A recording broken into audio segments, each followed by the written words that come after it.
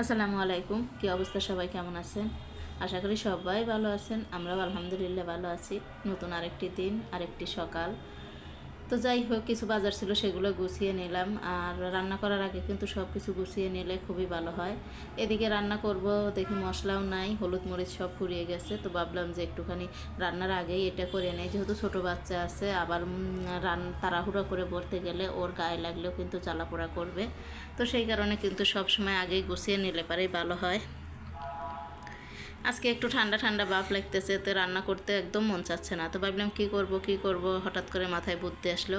কয়েকদিন আগে মাংসের আচার বানিয়ে রেখেছিলাম, আর মাংসের আচারটা কিন্তু গরম ভাতের সাথে অনেক মজা লাগে। আর পাতলা একটু ডাল হলেই হয়ে যায়। তো সেই যে কথা সেই কাজ, একটু ডাল বের করে নিলাম। হালকা একটু ডাল রান্না করব পাতলা করে ধনে পাতা দিয়ে।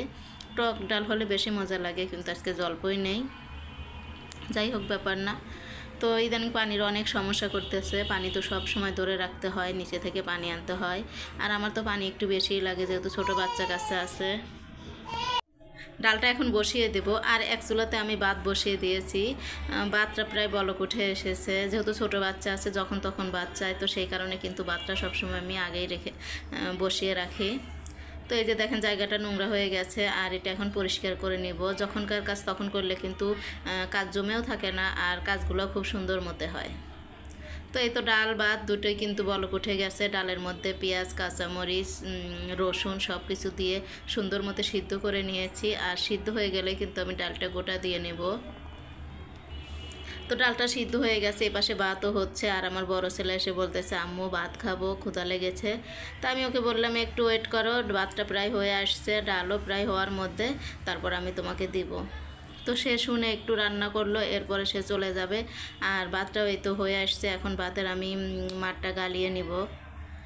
সবসময় মার গালানো হয় না, বসাবাতি বেশি রান্না করি। ছোট বাচ্চা কাচ্চা নিয়ে সমস্যা হয়ে যায়, দেখা যায় মারের মধ্যে হাত দেয়, নানান সমস্যা হয়।